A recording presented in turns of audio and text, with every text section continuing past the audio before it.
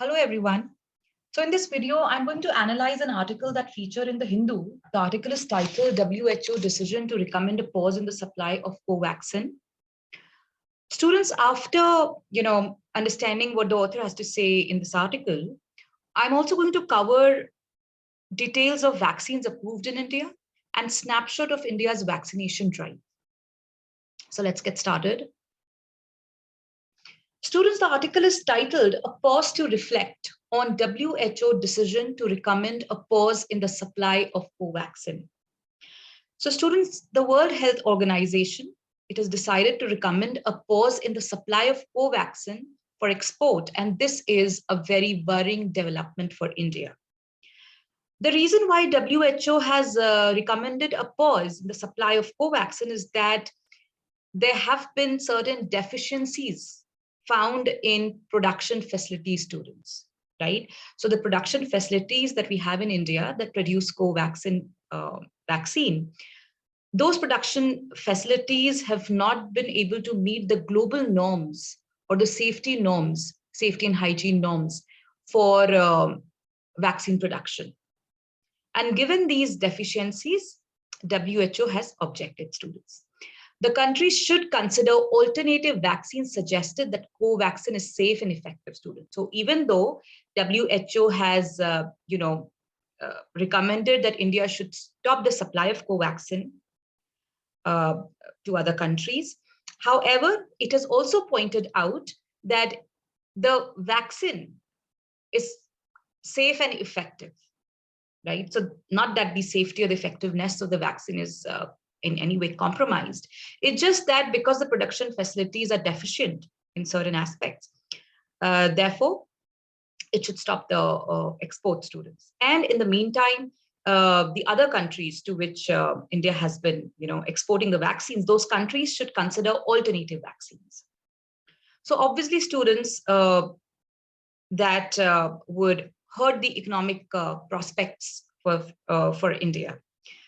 Next, students, the global body sought information of at least 9 times from the Hyderabad company before approving it to be global supplier of Covaxin. So in the past also, there have been certain objections raised by WHO, wherein the global body had sought information at least 9 times from the Hyderabad-based company that produces Covaxin, right? So, and students, the article also talks about the Brazilian health regulator Anvisa, which had pointed to several problems with Bharat Biotech's manufacturing plant.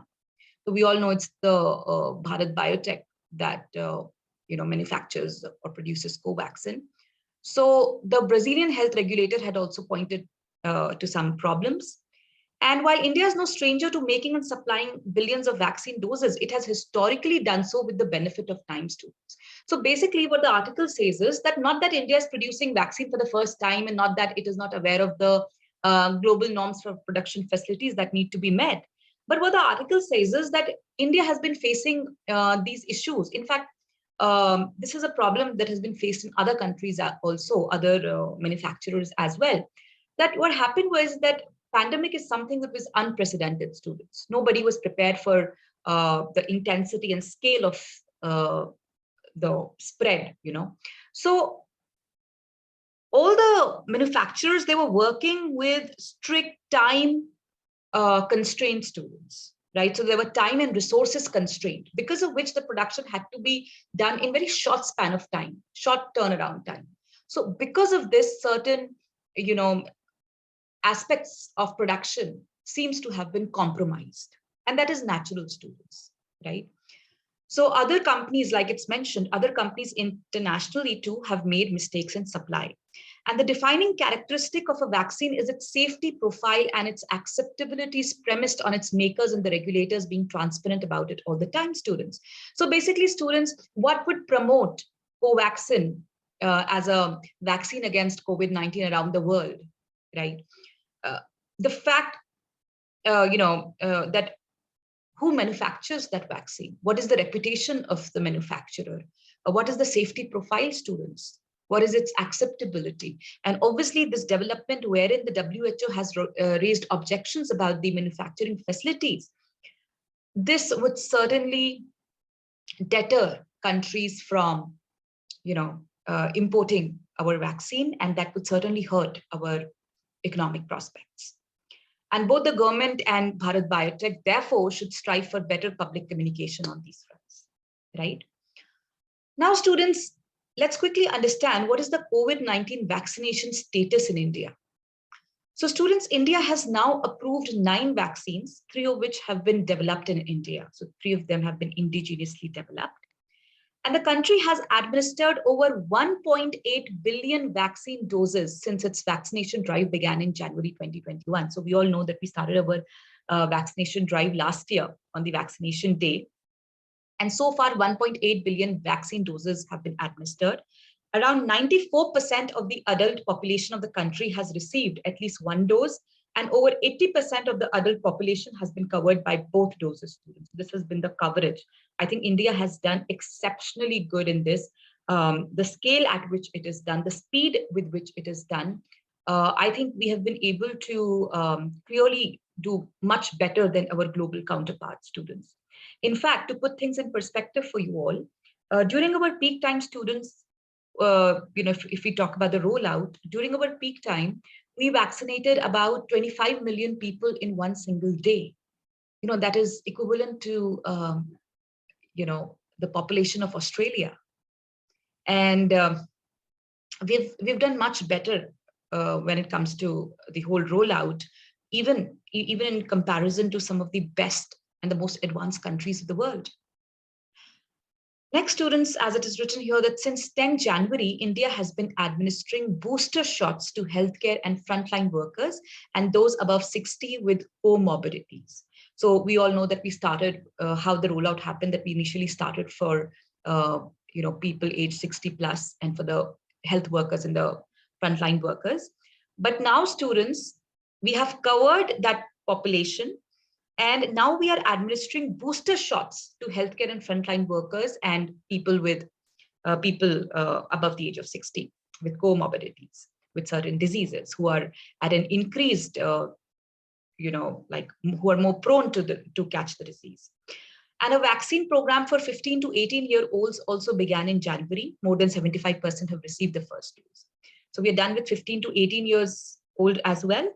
And since March, students, very recently, India has begun giving the coronavirus vaccine to children aged between 12 and 14 years also. Now, the rollout, students. So India initially had a slow start when vaccinations were open for some 960 million eligible people in January 2021.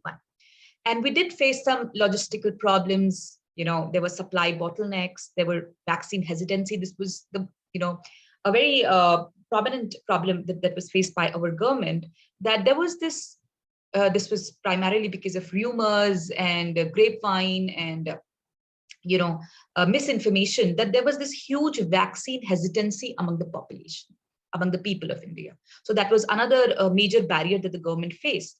And then, of course, we had, in the middle of the rollout, we had this debilitating second wave of COVID-19, which made the rollout even harder. But the government was able to overcome these challenges. And once they were eased, we were able to quickly speed up the process. And in fact, government made use of drones, to ferry the doses to the eastern archipelago of Andaman and Nicobar, and in the northeastern part of the country, students, where ferrying through the roads and through the water was getting very difficult. And though the program, student, missed its first over-ambitious deadline of universal adult vaccination by 31st December 2021. So this was a self-imposed, self-declared deadline by the government that it would cover the whole country. There's going to be a universal adult vaccination by 31st December. Even though we have missed that deadline, we have been able to achieve some milestones. And on 17th September, India administered more than 20 million doses in a day. And that was like a record-breaking effort to mark Prime Minister Narendra Modi's 71st birthday.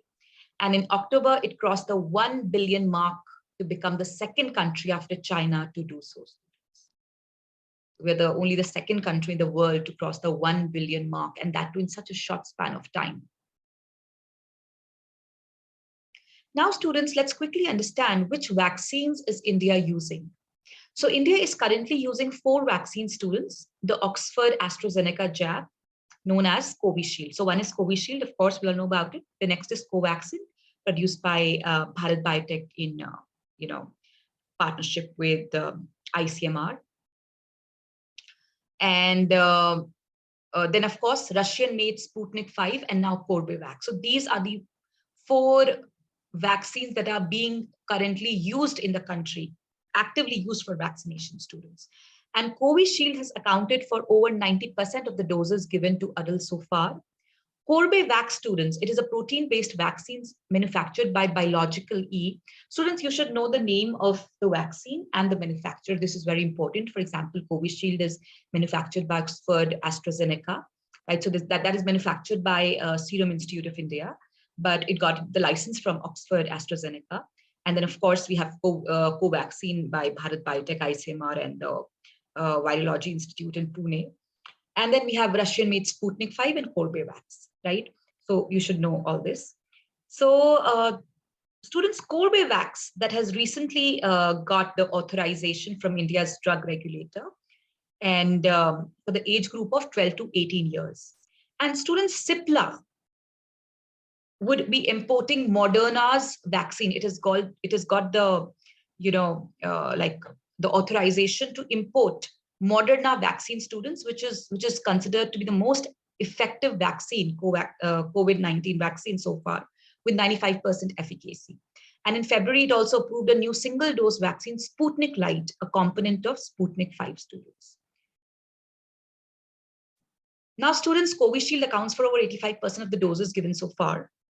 And students, Serum Institute of India has come up with another vaccine called Covaxin and Biological East Corbevax. These have also been, approved for emergency use. Then, students, India has also approved ZyCoV-D vaccine. This is the world's first DNA vaccine. Very important, students. This has been manufactured by Indian firm Cadila, students. And this is world's first DNA vaccine, which has been indigenously manufactured. So that means India has, manufactured it within the country by an Indian firm, Cadila, and it is the world's first DNA vaccine, but it's not available yet. Then, students, the federal government has also approved Johnson & Johnson single-dose vaccine, right, which would be produced or which is going to be introduced in India through an agreement with Biological E. And then, of course, students, like I spoke about the Cipla students, right, that would be importing the Moderna vaccine. So basically, these are the most important vaccines which are, which have been authorized, basically. And then, of course, we have Covishield and Covaxin. I'm going to cover this in a while, in detail. Now, students, very quickly, let's understand these vaccines, right? So, students, Corbevax from Indian pharma company Biological E. This was developed in collaboration with US-based Dynavax and Baylor College of Medicine, right? It is also manufactured in India, students, right? It is manufactured by Indian pharma company Biological E. What is the name of the vaccine? Corbevax, students, right? So, so far we studied that ZyCoV-D, I told you, that's indigenously produced.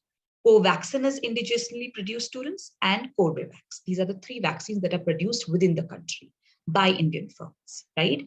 So Corbevax, Indian pharma company, Biological E, please remember the name, right? It is India's first indigenously developed recombinant protein subunit vaccine, students. So basically, there are different, formulations of these vaccines. So this one is a recombinant protein subunit, right? Then, students, Covax is a local version of Novavax vaccine, and this will be produced by Serum Institute of India, right, which is also produced Covishield. And this is supposed to be 90% effective, students, right? So Corbevax by Biological E, right? Covax by Serum Institute of India. Then, students, ZyCoV-D vaccine, it uses plasmid. Please remember, ZyCoV-D also produced by an Indian manufacturer, right?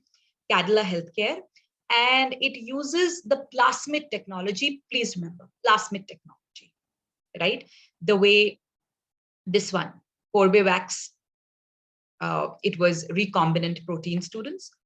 So this one, Zycov-D, it's a plasmid vaccine, basically. It uses the DNA technology. Then students, the Covishield and Covaxin. So students, Covishield and Covaxin, these are the two most popular vaccines that have been used in India. And they both have been approved for restricted use approval in an emergency situation, students, right? So what it means is that even though all the trials have not been completed, even though the efficacy and immunogenicity of the vaccine is not completely established, 100% established, but yet because it is an emergency situation, it has been approved, right? And this approval is, however, subject to regular submission of safety, efficacy, and immunogenicity data. That means the trials are ongoing and the regular data has to be submitted with the regulator, students, the drug regulator. Okay. Now, students, Covishield. Covishield, it is the name given to the Oxford AstraZeneca COVID-19 vaccine, right? Which is technically referred to as AZD1222. And it is developed by University of Oxford in collaboration with Swedish-British drug maker AstraZeneca, and Serum Institute of India is the manufacturing partner. It got the license to manufacture it. Now, students, this is very important. I want all of you to know this, that this vaccine, Covishield, it works, it uses weakened virus. Covaxin, on the other hand, uses inactive or the killed, the dead virus, right? So killed would be a wrong word to use for virus, because virus is, basically not really not technically a living organism, but we can use the word inactive. So Covishield makes use of weakened virus and Covaxin makes use of inactive virus. So weakened viruses, it is very weak in intensity. However, it does trigger the immune system. It does, because it is a weak virus, but it is a virus. It has the same structure as the actual virus. So immune system recognizes this protein and works to build antibodies against it. Now, talking about Covaxin, students, it is India's indigenously developed COVID-19 vaccine. It is produced by Bharat Biotech in collaboration with ICMR and National Institute of Virology, Pune. Students, it is an inactivated vaccine, right, which is developed by killing the live microorganism that causes the disease. Basically, it sends a dead virus inside the body. And this destroys the ability of the pathogen to replicate. So obviously, the virus cannot replicate inside the body, but the immune system can still recognize it, right, and produce an immune response. So it would be considered more safe in the sense that the virus is dead. It cannot replicate, it cannot multiply within the human body. And because the structure of the virus remains the same in spite of being dead or inactive, the immune system can recognize it and prepare an immune response to it. So it is expected to target more than just the spike protein, and it also aims to develop an immune response to the nucleic acid proteins too. So basically, these are the few things that the vaccine does to us, right? So this was about students. This was all about the vaccines which are currently being used in the country, which has been authorized in the country. And we spoke about the vaccine rollout, students, the vaccination drive in India. So that's all for this video, students. I'll see you very soon with yet another article. Thank you so much.